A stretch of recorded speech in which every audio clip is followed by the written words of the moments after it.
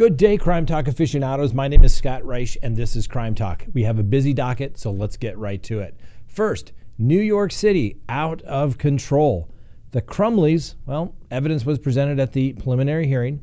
Some Seattle violence. Ron Jeremy, should he get one trial or 21? A story of, I think, pure evil. Neighborhood disputes are the absolute worst. And then finally, our dumb criminal of the day. Let's talk about it.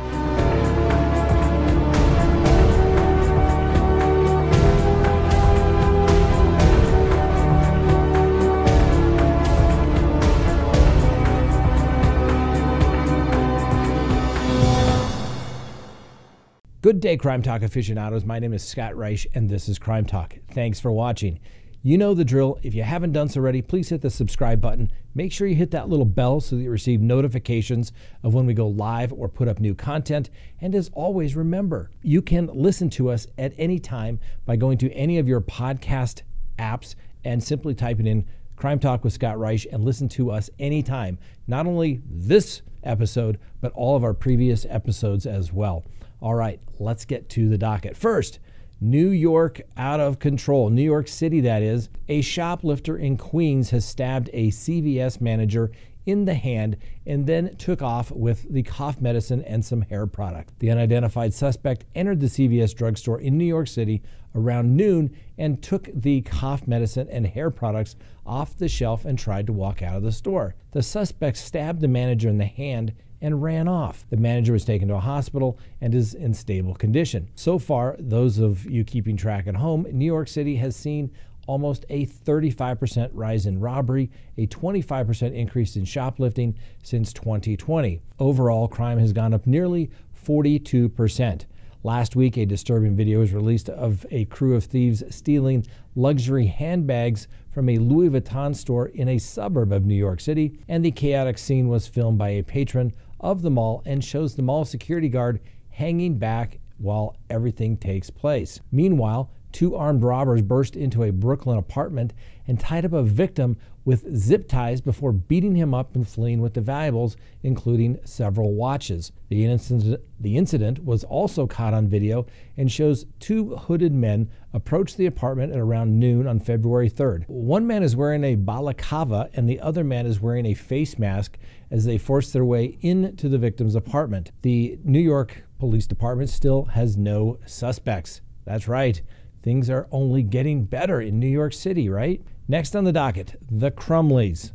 Now, during a preliminary hearing on Tuesday to determine if Ethan Crumbley's parents, Jennifer and James, will go on trial, a Michigan court was shown frantic texts Jennifer sent to her boss less than 30 minutes after police say her son carried out a massacre at the Oxford High School. Two of Jennifer's former co-workers also testified that she spoke more about her horses than she did of her own son.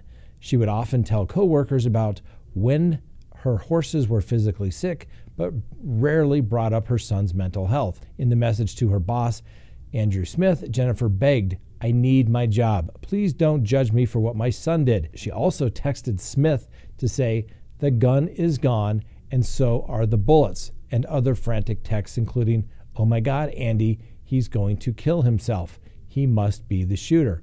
Jennifer also wrote to her boss that Ethan did it and said she told him that he was going to need a lawyer. When Smith was called to give his testimony about the text messages sent right after the shooting, Smith said he was surprised she was worried about her job at the time. Now, also during the hearing, the court heard that James and Jennifer are accused of buying, that's right, the thing that rhymes with run, and if we say it, we'll get demonetized, for the 15-year-old son Ethan for Christmas. Now, authorities said that school officials showed the Crumbleys drawings of violence, a gun-bleeding figure, and a bullet that Ethan had made. The Crumbleys declined to take Ethan home and made him stay at school. Smith also told the court that earlier in the day, on November 30th, Jennifer had told him that she felt as if she was failing Ethan. Smith also testified he later heard Jennifer screaming down the hallway after she learned of the shooting. Amanda Holland, an administrative assistant at Jennifer's workplace, said Jennifer spoke to her about her marital issues and a temporary separation from her husband. She also said Jennifer told her she was going to see her horses at the barn almost every day. School officials left a voicemail informing her that her son was looking up ammunition on his phone. A computer crimes investigator, Ed Wagrowski, read aloud text messages between Ethan and Jennifer, including Jennifer saying, "Seriously, looking up bullets in school?" Ethan replied, "Oh yeah, I already went to the office for all that. All I did was look up the certain caliber at the end of class because I was curious. Completely harmless. Did you at least show them a pic of your new gun, Jennifer?" Crumbley asked. "No, I didn't show them a pic, my God," he wrote back. Wagowski also read text messages from last March that Ethan sent to Jennifer saying that the house was haunted by a demon who was throwing bowls in the kitchen. Prosecutor Mark Keast playing the 911 call from the day of the shooting where James Crumbley said, "I have a missing gun at my house. I need an officer to come. I think my son took the gun. I don't know if it's him. I'm freaking out." Prosecutors also alleged that Ethan accompanied his father to a gun shop where James bought a 9mm handgun for 4 days before the shooting. The next day, his mother posted that the two of them were at the gun range testing out his new Christmas present. The Crumbley's attorney insists the couple didn't know their son might be planning an attack and didn't make the gun easy for him to find at their home. But prosecutor Karen McDonald said she was trying to show that the couple committed gross negligence. Judge Julie Nicholson must decide whether there's enough evidence to send James and Jennifer Crumbley to trial, and the hearing will resume for more testimony on February 24th. Now, this is what we've talked about before. We talked about it last night on the live. There's nothing indicating that they knew he was going to go harm somebody at the school, and they didn't aid, encourage, abet, or assist him in doing that. I get it. It's a tragedy. Everyone wants to hold somebody responsible, but this is not the case to do it. And think about it. Of all the massacres that have taken place, they never charge the parents because they don't tell the parents. And when they don't tell the parents, they're not responsible. Next on the docket, nonsense violence in Seattle. This is ridiculous, ladies and gentlemen. A homeless man with a 16-year violent criminal history has finally been charged with first-degree assault after taking an aggressive swing with a baseball bat to a woman and hitting her in the back of the head, leaving her bleeding with a fractured skull.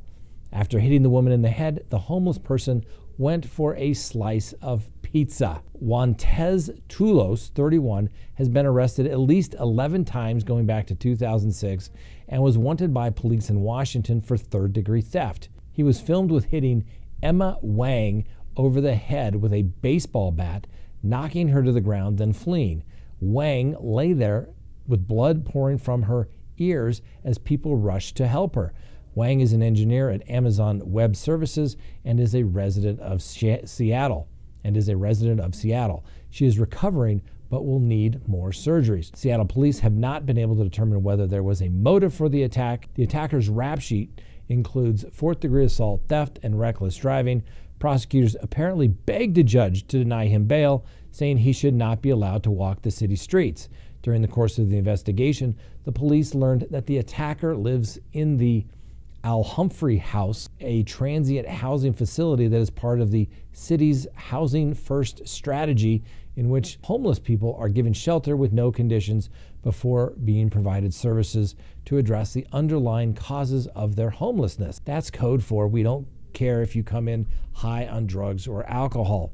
The A.L. Humphrey or Al Humphrey House is located less than 500 feet from where the woman was hit. In Seattle, robberies were up 18% over the year before, and aggravated assaults were up 24%, leading to a 10% increase in violent crimes. To address the growing problem, the mayor has unveiled a proposal to hire more officers on Friday night to respond to crimes in the city as the police force remains below staffing levels. Gee, and why is that? Because they defunded their police. Of course they did. Please go to crimetalksearch.com, sign up for a background subscription service. You'll be happy you did. If there's anyone out there you were ever curious about what was in their background, now is the time to do it. If you're going to get involved with somebody, now is the time to do it. When you go to crimetalksearch.com, you put in the name, literally millions of public records are searched, and a report is generated. And it's going to give you a report. If they have multiple social media accounts, you're going to find it. If they have multiple phone numbers, multiple email addresses, it's going to be found. And more importantly, you're going to get information regarding criminal history. Hopefully the person you're searching has none whatsoever. But if it's there, it's going to be found. You're going to get everything you'd want to know, whether you're going into business or whether you're going into a personal relationship. You're going to be able to find out the information you want to know. So go to crimetalksearch.com, sign up today. You'll be happy you did. Next on the docket, Ron Jeremy. Should he get one trial or 21? Well, the former porn star Ron Jeremy, through his attorney, filed motions in an attempt to break up the case that he is facing for basically rhymes with tape accusations into 21 separate trials. Now, Judge George Lomelli has yet to rule on it as prosecutors ask for additional time to respond to the request. The motion says the sheer number and very nature of the allegations would require separate trials. Jeremy has been indicted on 30 charges of the alleged sexual assaults and forcible and 21 women and girls over the course of 40 years, some as young as 15. He has pled not guilty, and obviously we'll give him the presumption of innocence, and he remains in custody on a $6.6 million bond. Now remember, ladies and gentlemen, everyone is entitled to be tried on the charges individually. To lump them all together would basically bring in other acts of misconduct to really say he's a really bad guy. But the prosecutors are going to say, well, Judge, if you break it up, we're going to bring in all of this evidence from these other 20 cases, so we might as well do it all together anyway. The question is, what comes in as it relates to 404B evidence? We'll let you know how the court rules on the motions. Next on the docket, this may be an example of pure evil. A 4-year-old boy was beaten to death with a broomstick by his own sister. The 9-year-old girl has been charged with first-degree assault, and the aunt and the boy's legal guardian is currently locked up for aggravated child abuse. When investigators found the boy's body, they said they found many bruises and other evidence of long-term abuse. No one has been charged in the killing of the 4-year-old boy just yet, and the Mobile County District Judge Spiro Cherigotis set the aunt's bail at $150,000. She must live under electronic monitoring if she gets released, and she cannot have contact with the kids. Neighbors and friends were contacted and described the fatal incident and being out of left field. They all claimed they seemed like a nice family, and there was always kids playing at the house. One friend even said she never saw the aunt even be aggressive to anyone. Well, something was going on for a 4-year-old to be basically beaten to death. Come on, ladies and gentlemen. Next on the docket, neighbor disputes. I'm telling you, these are the worst. These why, if there's one case I really think twice about dealing with, it's neighbor disputes. Pavel Samsonak, 48, was convicted last Friday of murdering his 66-year-old neighbor, Alice Hale, following a dispute about a fence that he was building between her home and his vacant lot in Springfield, Missouri. Now, according to the court documents, an argument broke out between the neighbors debating what side of the property line the fence was going to be built upon. Samsonak beat Hale to death with a baseball bat, then set her house on fire with the body inside to destroy the evidence. He then made his way to the convenience store to watch the house burn from the parking lot. First responders reported her death as suspicious, and during the investigation, Samsonak was a suspect in the homicide case. Now, during the trial, evidence was shown to the jury that linked Samsonak at the scene during the argument with Hale. The jury was also shown video from the convenience store with his phone, and Hale's blood was found on the driver's side seatbelt in his pickup truck. The jury deliberated for just 45 minutes before finding Mr. Samsonak guilty of all 4 charges. He was convicted of second-degree murder, armed criminal action, second-degree arson, and tampering with physical evidence. He could face life in prison for the second-degree murder charge. Wow. Does it really matter that much on which side of the property line the fence was going to be on? How about just split it down the middle? Wouldn't that be easier than spending the rest of your days in prison? Mr. Samsonak, man, you were almost a contestant if it wasn't so damn serious for our dumb criminal of the day. Which brings us to our dumb criminal of the day. Christopher Singleton was driving an unregistered truck, a Ford F-150, and was pulled over by police about 50 miles from Orlando, Florida. The officer smelled marijuana in the car and asked Singleton if he'd had any drugs in the car. Singleton replied, "Why, yes, I have. I have like oil, like vape stuff." Police searched the truck and found marijuana along with 3 grams of psilocybin mushrooms. Singleton admitted that, well, they were his. He admitted that he saw them discussed on a show on Netflix and wanted to give them a try. He's now been charged with misdemeanor and felony drug possession. Singleton was booked to the Sumter County Jail, from which he was released on bond on Saturday night. That's right, sir. You are a dumb criminal contestant of the day.